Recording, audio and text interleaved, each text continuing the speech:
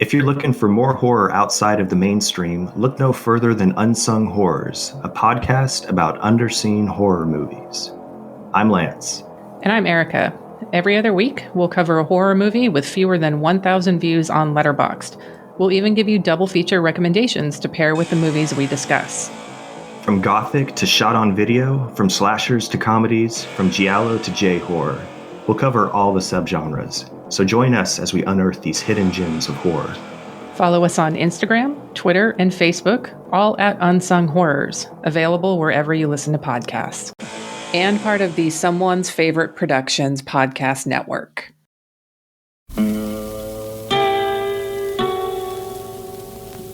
Hello, filthy movie lovers. My name is Gentry Austin. And I'm Casey Scott.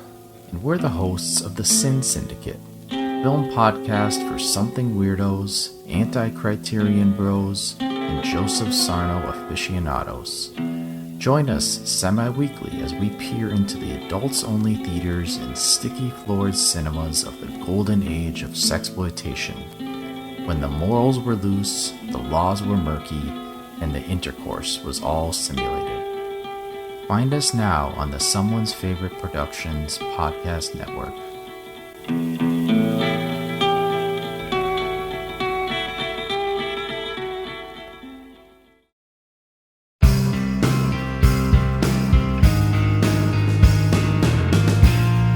Weirding Way Media.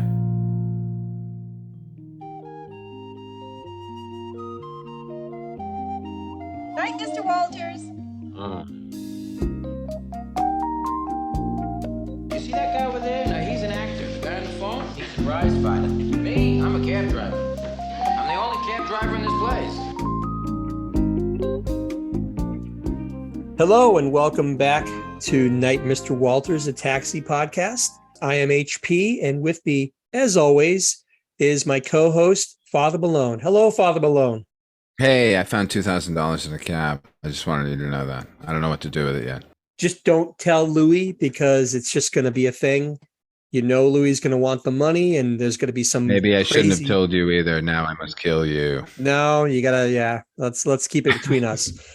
As Father Malone alluded, this is one of the subplots to the episode that we will be discussing this episode. The episode is called Blind Date. It was written by Michael Leeson, and it's directed by our old friend, James Burrows. This is a Reiger-centric episode. In fact, one could make the case that this is ultimately a two-hander between Reiger and the person we'll be discussing right now. So the basic... We'll give a little bit of a synopsis of the show, this particular episode. So Bobby, being a cool actor guy, and this being a time before voicemail and before cell phones, the whole bit, Bobby has an answering service. And there's a woman on the answering service. One of the operators is named Angela. And all the cabbies love talking to Angela. She has a great voice. She holds great conversations with them. And she's just very pleasant. Alex comes in. He's had a great conversation with Angela. And Elaine encourages him to ask Angela out. So he gets on the phone and he asks her out. And all the other cabbies are very interested in this because, like I said, they've all had good conversations with her. And they're really interested to see how it goes. So Alex goes to her apartment and he discovers, unexpectedly for him, that she is overweight. And he's immediately uncomfortable, and she's completely hostile and really venomous and just keeps coming at him with invective. Judd Hirsch plays it so well because you can tell how apprehensive he is, but yet Alex being Alex and wanting to do the right thing, he still wants to go forward with the date, even knowing, I mean, there's a part of him, I'm sure, that is disappointed because she doesn't live up to his fantasy of what she would actually look like. But despite that, despite the fact that she's being openly hostile to him, he continues to try. I mean, she's giving him all of these opportunities to leave the date and just call it quits. But he kind of prods her to continue with the date, and they end up going to Mario's. And things aren't any better there. She won't take off her coat, and she's really keeps goading him to end the date. She's just not a happy person. And the rest of the cabbies show up and they give Alex kind of a hard time. Even Latka, who kind of pokes fun at her in his native language. Eventually, she storms off and leaves Alex there kind of alone in the restaurant. The next day, everybody's still giving Alex a hard time about the date, but he confides to Elaine, Alex confides to Elaine that he really can't stop thinking about Angela. And the dichotomy between their phone conversations, which went so well, and the in-person experience. And the thing that he says at one point is, I feel like I'm walking away from a car wreck with a person trapped inside. So Alex being the sensitive Alan Alda, another in the long line of sensitive males of the time, he just can't leave it. He can't get her out of his mind. So he decides to go by her apartment. And there's a funny bit where he flips a coin to decide whether he's going to go in. And I think he says, like, all right, best of 13. So clearly he's very nervous about seeing her again and wants to kind of give himself an out to leave. Anyway, she opens the door. She's confronting Alex, and she's coming at him with all of this sort of, this negativity. And Alex finally you can tell Alex wants to really break through her defenses and really try to get to the core of what her deal is and really get to know her a little bit. And eventually she softens to him. Ultimately, they kind of share a tearful hug and a commitment to be friends after all is said and done. But I'm shortchanging the conversation a little bit because it's clear that she's been hurt many, many times in the past.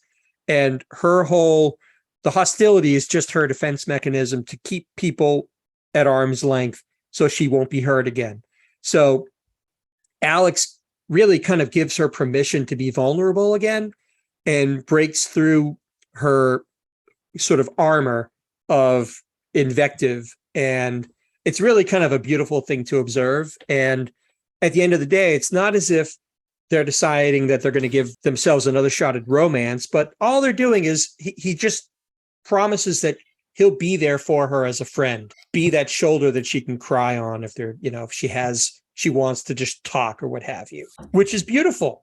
This is ultimately just Alex and Angela's story.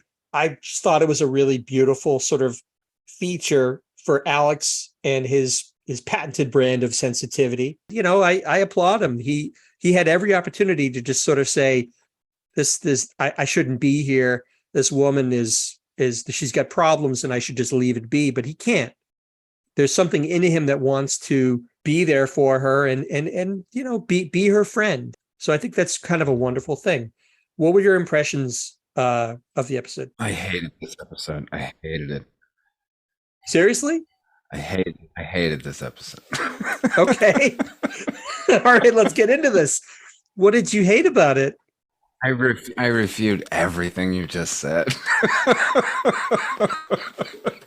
Okay. I think this is the most maudlin, treacly, fucking wistful bullshit 70s sensitive writing ever. This is every sitcom's take on dealing with a fat person. It's here's the thing. Yes, we know it's a defense mechanism. We know she's been hurt. We can see her. And more than that, we can see the way the background characters even just look at her.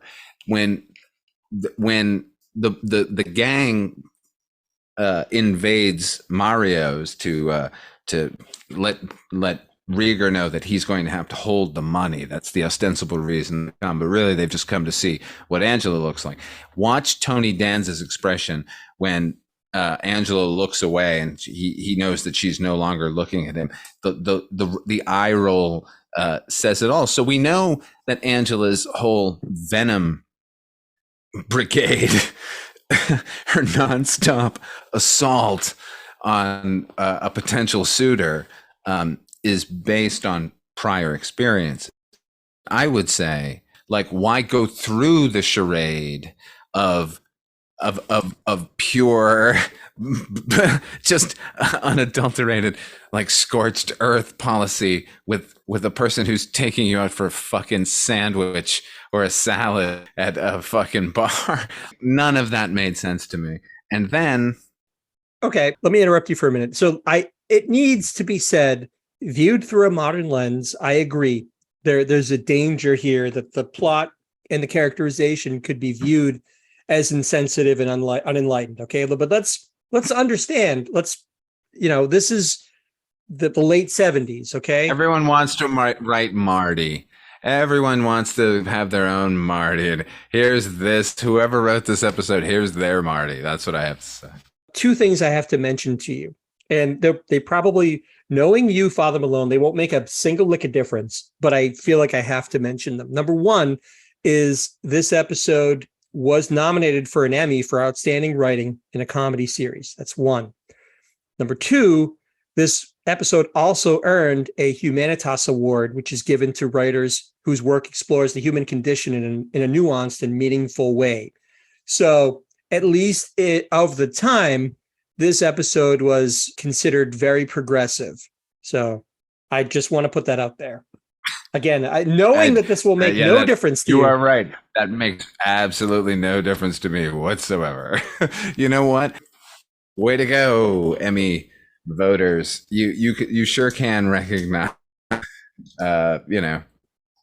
what is overtly award bait, as far as I'm concerned. I'm going to go out on a limb here, and I'm going to say that this is one of the more, for better or for worse, more of a quintessential Taxi episode. Because, yes, it may be looked on especially under a modern lens of being treacly and maudlin. But for me, I think it's funny and bittersweet in equal measure. Okay. For me, that's the mark of a good episode of Taxi. You can call it maudlin. For me, the best episodes of Taxi are the ones about the small victories in the characters' lives and how they roll with the punches that life sends their way. Like you could have, if you had the episode where, Alex goes to her apartment, she's mean and just bitter towards him, and then he just walks away and says, I think this was a mistake. There's no episode there. I think this is so in character for Reiger. I agree with you. All the Taxi stuff is definitely like in keeping with the Taxi stuff. It's this outside element that they've brought in that's faulty. The thing is that they spend the entire first part of the first act telling us how charming and wonderful this girl is. Everybody says it. The actor saying it, the boxer is saying it, our lead guy is saying it, like just talk to her for hours. At any point in the rest of the episode, do you get even a scintilla, an iota of charm from this person? And by the way, stop saying that I'm looking at it through a modern lens. This is treacly maudlin nonsense in 79, in 69, in 59, in 2019. This is treacly nonsense that won a Veritas Award and was nominated for an Emmy. Oh my God. Well, then it must be good then. They only give awards to really good things. How often do they give awards to really terrible, maudlin, overwrought things that don't deserve Evidently it? All the time if they're giving it to this. But let me back up for a minute, okay? So if I'm putting myself in Angela's shoes, I'm going to say that, so yeah, she can have all the confidence in the world when she's on the phone and she's talking to these people. They have no idea what she looks like and vice versa. We have to take their word for it, is my point. We never get to see it in action. She might have made this date in the heat of the moment of this conversation, right? But then the last thing maybe she expected was that this guy was going to call her on her bluff. So now there's this date that she's had dates before that went horribly wrong. So I think it's very realistic for her to like say, well, I know this is going to go well, so I'm going to own the awfulness of this date before my date has a chance to hurt me even more. So I'm going to be the one who's going to be the bully in this situation. I'm going to try to take the power away from this other individual and make it easier for them to walk away because I can't go through with this in the first place. Oh, yes. No, it all makes perfect psychological sense. It's just really boring television for a sitcom about people in this garage. I want to know about them and their lives, not this after school special masquerading as an episode of Taxi. But you learn so much about Alex. That's exactly what this episode is about. We knew that in episode 1, entirely about him racing to meet his daughter for 10 seconds to have a connection with her.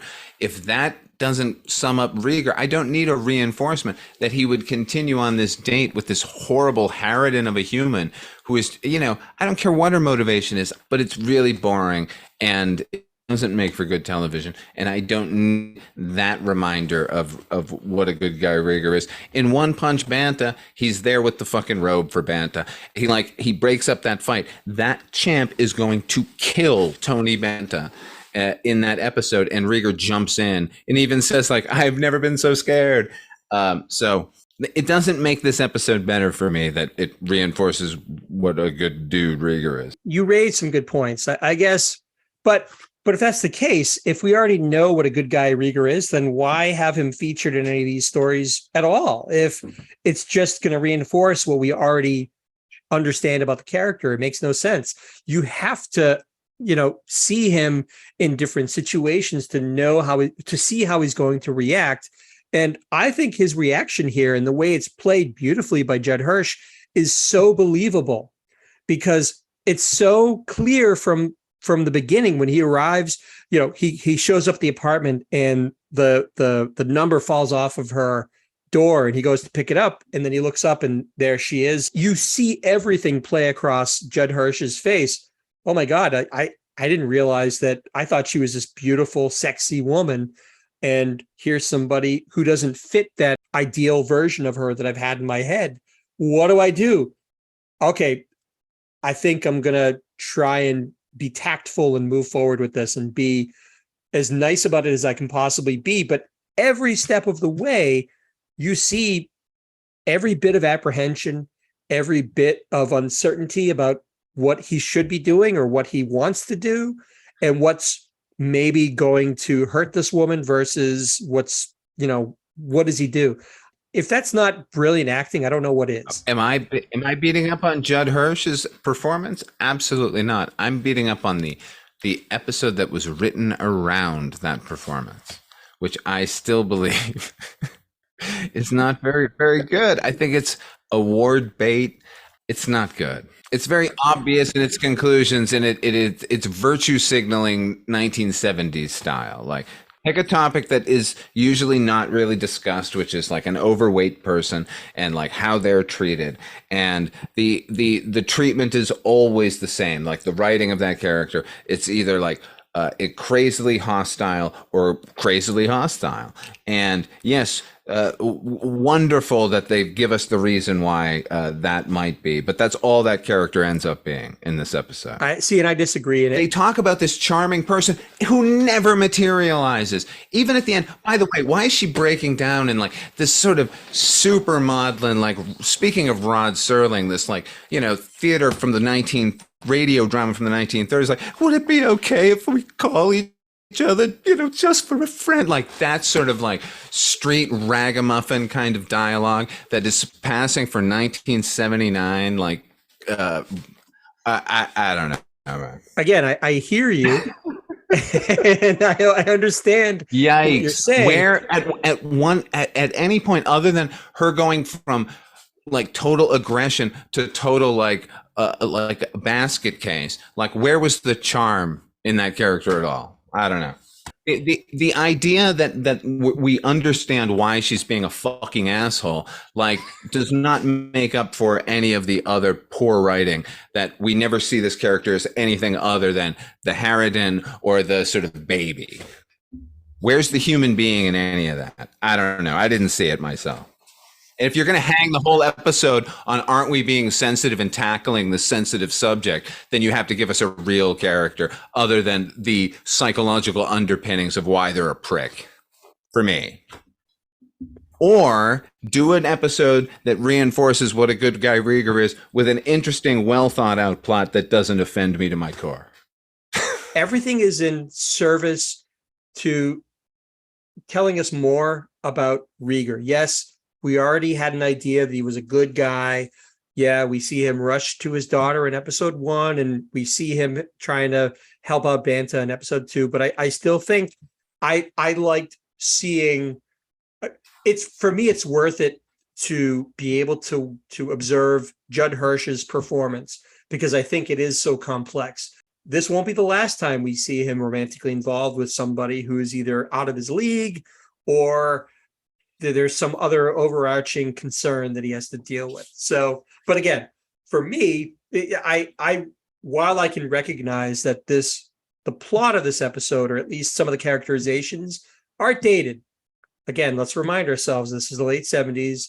We've come a long way towards understanding and being more sensitive towards topics like this. Okay. It's, for me, in this case, it's worth it to be able to experience Judd Hirsch's performance. I think he's awesome. I think this is another good example of why he is ostensibly the star of Taxi, because I don't know, there's something about his ambivalence and his steadfast sort of desire to, in the face of everything saying to him, stay away from this person because she's just gonna make you not want to spend time with her. But there's something in Alex that can't let it be. And and that seems, to your point, to be virtue signaling. But damn it, Judd Hirsch makes me believe it and makes me love the character even more. Well, I appreciate your appreciation of this. I do not share your appreciation of it. But Clearly. Yeah, this was a low point. I did not enjoy watching it the first time or rewatching it several times in preparation for this. The good part of this episode to me is that now I never have to watch it again. Can I tell you what I liked about the episode? I've been kicking the shit out of this episode. No, please do. I like as silly as we found the money and we don't know what to do with it, like the slow sort of mirroring of Treasure of the Sierra Madre, where nobody like trusts each other in the garage. Like, if that had been the A plot and Angela had been the B plot, I might have liked this episode a lot better.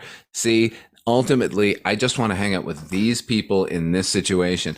And it's too early, and the writers haven't figured out that that's what's going to continue to buoy the season or the series in general.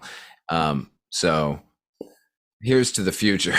We are in for a lot more of that. And even if we disagree on this particular episode, we do agree. I love it when with the episodes where they get together as an ensemble and they're working together through the plot. I love that because these actors are so funny. And when you get them all in one room doing funny things, bouncing off of each other, that's where you get, to me, that's the real magic. The stuff with the money, the $2,000 that Latka finds, even if ultimately they didn't do much with that sort of plot at all, they find the money, they give the money to Alex to safekeep because they don't want it. They're afraid someone's going to steal it. And then they decide to give it to Latka. And that's basically it, right? So not much else happens there, but it's kind of funny. And all the while, Angela hammering on poor Reiger. Enjoy your salad. No, I hate salad and I hate you. Well, did you catch the Mets game? The Mets are death and you'll be dead. That now's your chance to run, Alex. Now's your chance to run. In your mind, this has become some sort of, Edward Albion drama where they're sitting across from each other at a table. That's what it is. I didn't imagine this. This is happening on screen. You can see it for yourself. It's rare that we can come at something from two diametrically opposed points of view. Well, startling when it happens. It's great, and it makes the review that much more intriguing to hear because, like I said, I'm watching this and it could be my history with the show, and I've seen this episode a million times. I about fell over when you launched into your sort of diatribe against Angela, and by extension, this particular episode. It's not good. I don't recommend it. Guess how many lights I'm giving this one. Well, hold on. So let's take a moment here. Before we get to our rating of this episode, I would be really remiss if I didn't mention the fact that, so the character's name is Angela.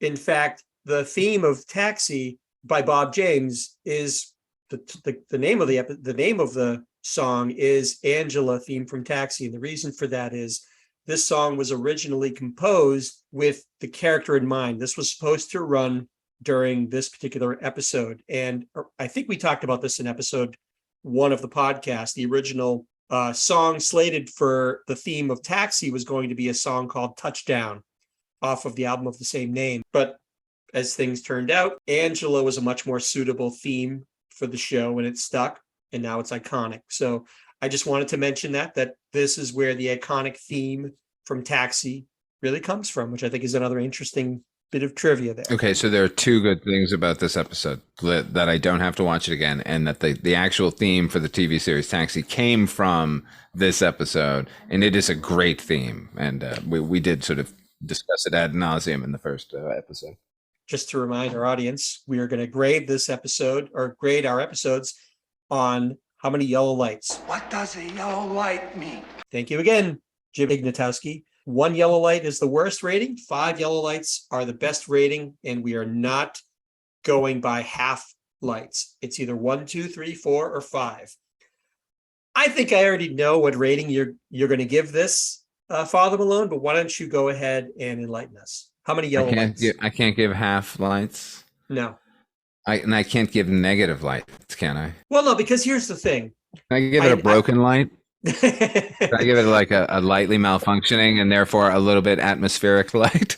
No, because for you to, if you were going to give this a grade of a negative yellow light, let's say, I would push back on that, because I think that means that there is absolutely nothing to redeem this episode at all. And I refused even the worst Taxi episode.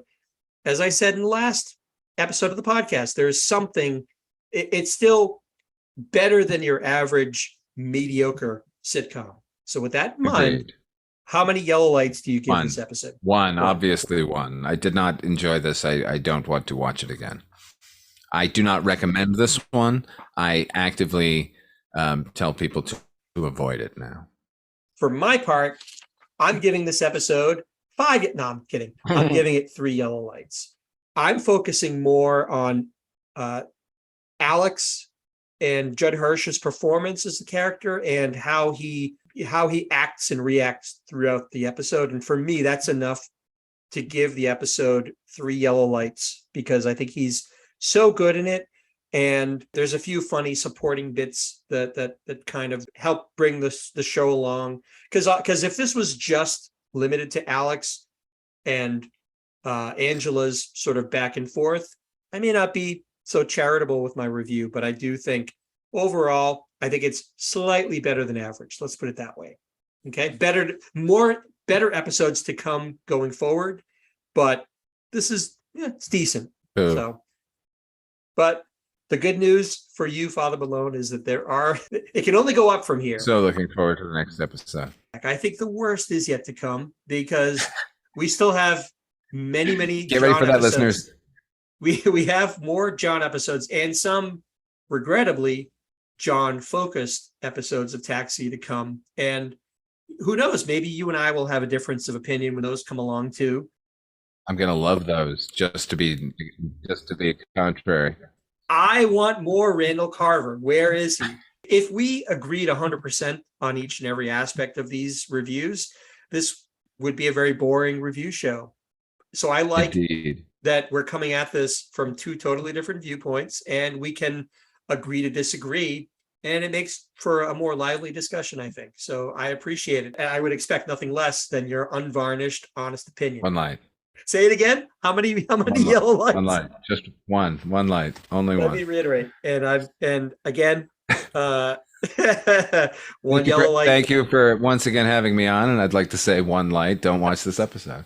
Well, I appreciate it. And as always, I love talking taxi with you, Father Malone. So the next episode, we will be discussing Bobby's acting career. This is the first Bobby Wheeler centered episode, not the last, but we'll get to know our would-be acting cabbie a little bit better. Until then, I am HP. And this is Father Malone. And we thank you once again for listening to Night Mr. Walters, a taxi podcast. We'll see you next time. Thank you very much. Night, Mr. Walters.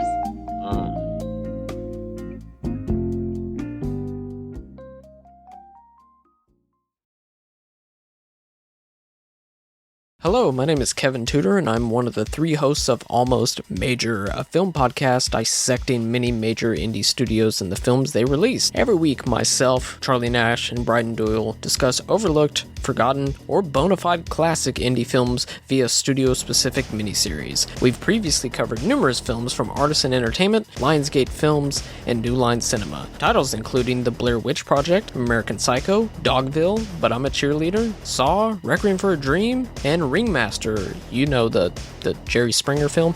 Anyways, we have a fun time every week and we hope you will join us. Subscribe to Almost Major wherever you get your podcasts. Now proudly a part of the Someone's Favorite Productions podcast network.